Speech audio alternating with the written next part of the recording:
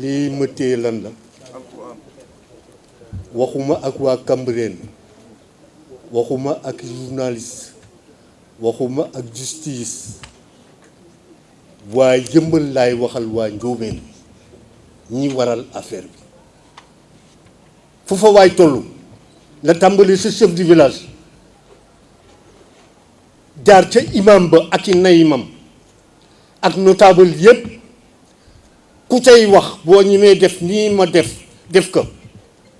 maa ngi wat ci yàlla ne kaamil bi mu téye li may wax mooy dëgg. journaliste yi am na ñoo xam ne recevoir naa leen sama kër toogoon ak famille Njóobeen la ko waraloon moo di dama toog ci sama néeg ubbi sama télévision jàkkaarloo ak sama rakk bu ñuy wax Ibra Diop Buri ne moo yor procuration Njóobeen ma ne leen waxul dëgg. procuration Njóobeen benn la ma sa doon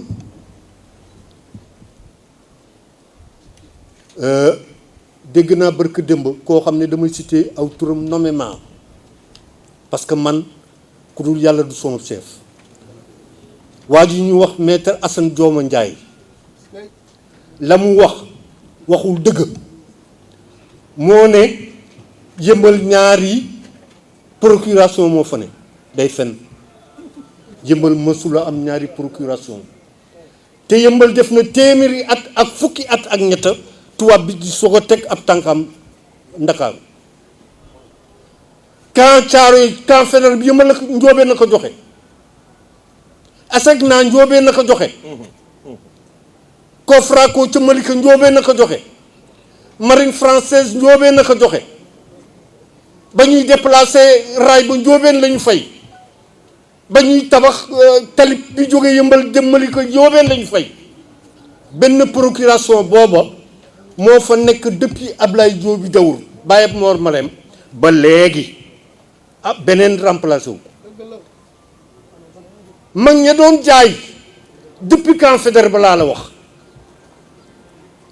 ñooy toppante di joxante ab procuration ba mu mujj si Mor Marème ak sama baay Youssou Mbaye sama baay bi muy dee mooy chef du village Yëmbal en 1995 El Hadj Youssou Diop Mbaye ñoo jox Góor Diop Mor Ndiaye Samba Seydina Diop Paate ak ñeneen procuration yi ñu ñoroon ne leen ay mag lañu doon doxal leen ko ñoom ñoo doon toppatoo terrain Fass Mbaaw Njóobeen na ko maasaale la tàmbalee ca tali yoonu buun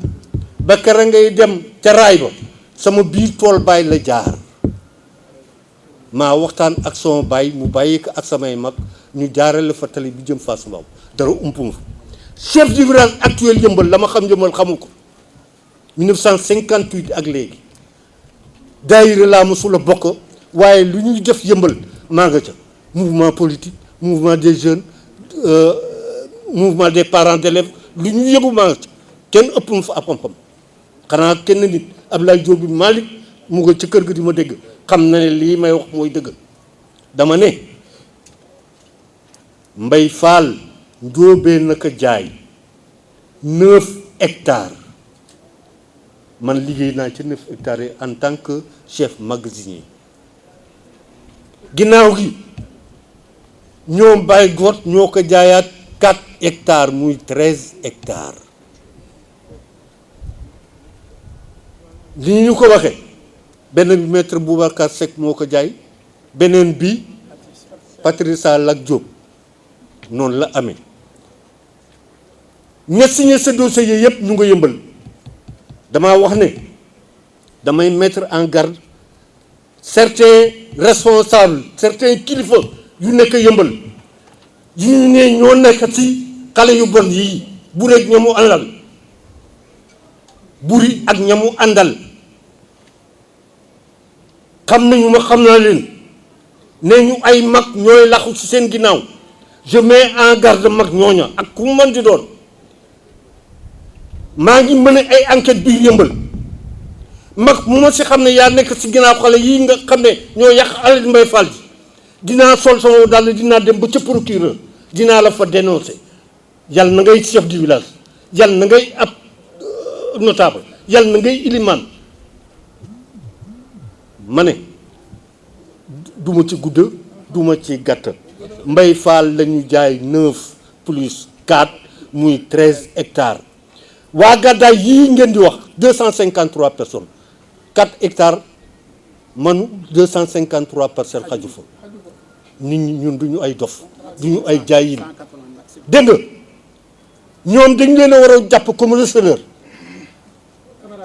ma ne waa collectif 253 parcelles gàddaay dañ leen a waroon a jàpp comme receleur ay sàcc lañu parce que ay sàcc leen jaay amul si benn parcelle boo xam ne ñoom jënd nañu ko ci lu mat 4 millions te parcelle yaa nga fa doon jar 10 millions parcelle bi 2 millions 500 parcelle bi 3 millions te nga xam ne parcelle bi 10 millions lay jaay sàcc la kala ka jaay sàcc la man maa wax loolu ku waa gàddaayat samay bokk yi dëkk yëmbal ku ak di liggéey guddi waaw ak di liggéey guddi am na fa ak bu waa des ko si ñëwee xale yi leen jaayoon samay rakk ak samay jarbaat daw dugg ci biir àll bi man maa ko wax samay rakk samay jarbaat samay doom ñii ngeen fi lim léegi doomi Alaaji Góor yi këyit yi ñu doon signé kër Mbaye Fall mu nga fa am na si kenn koo xam ne Ablaye Dieng bu Mbaye Fall versé na ko 50 millions yoo xam ne bàyyi ma ko doon yónni nan ngay mën a encaisser 50 millions jàmbur nga wàññi ko ginnaaw naan sa bàyyi jaayu loolu mooy la nit ku baax dina def loolu baaxuñu li ñuy wax naan ay taalibey limaamu du ñu taalibey limaamu